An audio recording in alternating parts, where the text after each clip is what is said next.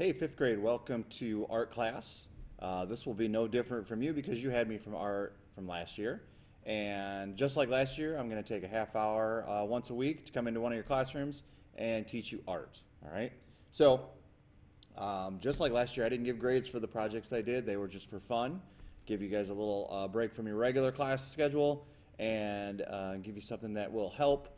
Even if you're not the greatest artist, the stuff that we're doing helps you in other classes and helps you with things throughout your life, all right? Pushes the boundaries of maybe your mind and gives you a little art enrichment as we go along and maybe takes you out of your comfort zone just a little bit, okay?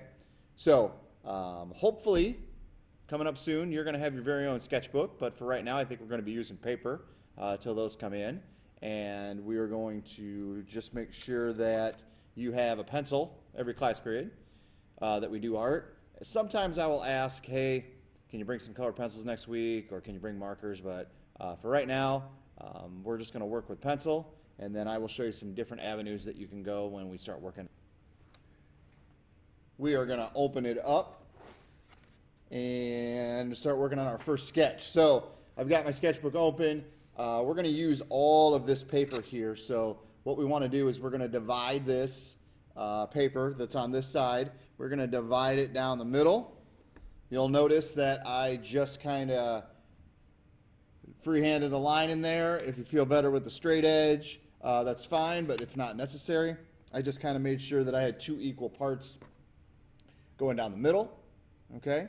And then what I'm going to do here is I'm going to break it up with two more lines, and I want to try to get three equal pieces. They're not going to be 100% equal, I can tell you that much right now. All right, so I've got one there. Again, I'm freehanding it, and I can already tell you that these are way bigger than these. That's okay, all right? We're not worried about that. We're just worried about these little areas that we are going to do some sketches in, all right? So what we're also going to want to do is we are going to do different drawings in each one of these, and we want to come up with a label for the bottom where we can write something, all right? And that label can either go all the way across like this, so this label would be for this one, or it could be that we have a smaller label in here like this.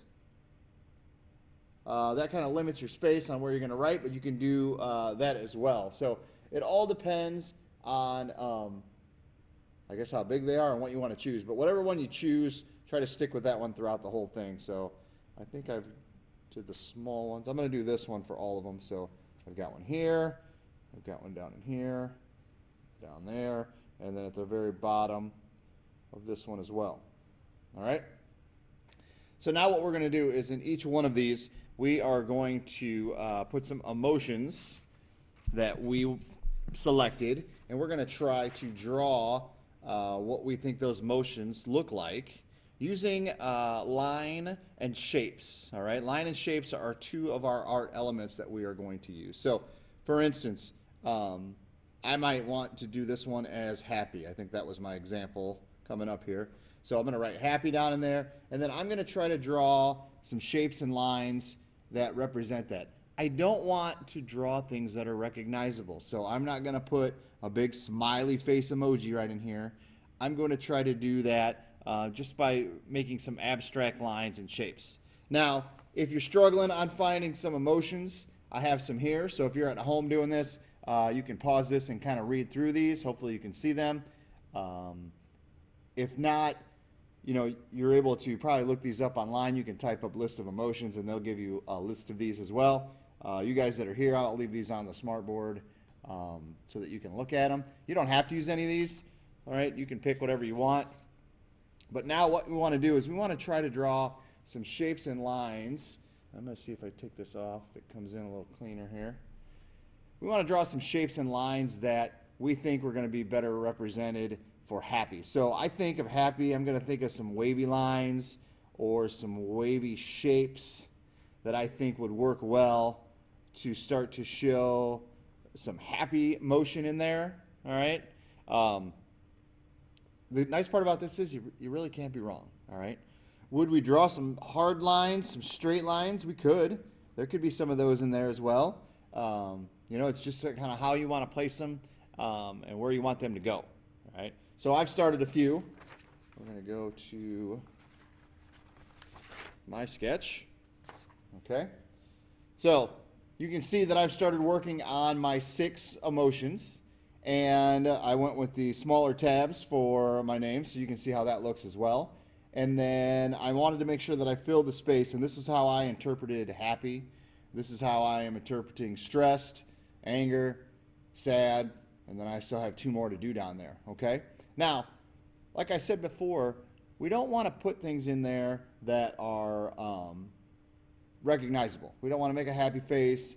We don't want to make a sad emoji. But you'll notice, as I was drawing this one here, that kind of looks like an angry face. But really, all I did was draw in some triangle shapes that have a little bend to them, some jagged lines in here, and the way you arrange those may get some of those things to show up. All right. So I wouldn't necessarily draw a heart for love, but if I had some rounded type shapes and lines, I might be able to get something similar to that to show up. You understand what I mean? So we're not going in there and drawing a big old heart, but we want to fill that little bitty space, because it's not very big, with our different lines and shapes to try to get those emotions to show up. All right. So as you see in happy here, once you get all your line drawings done, because that's all they are, just some basic line drawings, then what you're going to do is you're going to go in, and there's a couple things you can do. I started going in and I started shading with my pencil. And now I'm taking this 2-dimensional work, and it's starting to look a little bit more 3-dimensional, okay? So, you know, you got to be careful. For me, I tend to go a little bit dark when I'm shading, and so I'm afraid that my happy is going to end up looking kind of dark for being happy. But I'm going to try the best I can with just using the pencil.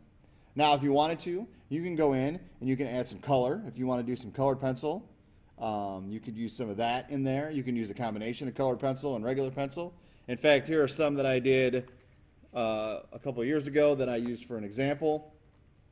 So there's my stressed, and I went in with some markers to put my stressed colors in there. For my sad one that I have got right here, I went with some sadder colors, but I have a combination of colored pencil and marker in there as well for my sad one. And you can see bright, bold, happy. Probably should go with the colors instead of my pencil, but I wanted to show you some different things that you could do. If you do use marker, I would make sure that you put a scrap piece underneath it, because we don't want it to go through onto this page and ruin our sketch for next week. All right. We'll probably only have a few. Like I said, some of us are going to be working in paper, because maybe the sketchbooks haven't come in yet. And if it's paper, you still want to put something underneath it so you're not ruining your drawing surface, the tables or the desk, or if you're at home, wherever you're working at the kitchen table. Okay? So, again, we're dividing this up into 6 parts. Again, some will be bigger, some will be smaller. We'll try to get them even. It doesn't matter if you're freehand. Man, this one's really wavy, so you can tell. And then you want to start thinking about your emotions that you want to put in there. Okay? And then once they're all drawn in, then you can start working on shading. You can add color. You can do all kinds of things like that. And then that's all we're working on for this week. So you can work on it during the week. If you get bored in class, you get all your work done. I know we're moving at a pretty quick pace in the morning, so I bet you don't have a whole lot of time to be bored. But you can work on this at home. If you check at the end of this video, I have my YouTube channel you can subscribe to. I just started an Instagram page for Limestone Art Department where I'm going to post pictures of this. So if you're at home and you want to send me some pictures of what you've been doing, that would be awesome. I can put them together in a slideshow like I did last year. And even you guys at school here, I'm going to try to come around and take pictures. You could take a picture of just one of the emotions. You can take a picture of the whole page or what you've been working on. That would be awesome. Okay? And then I'll try to put those together in a little show and put them out every so often. All right? Guys, enjoy the rest of your day, and stay healthy, and we'll see you next week.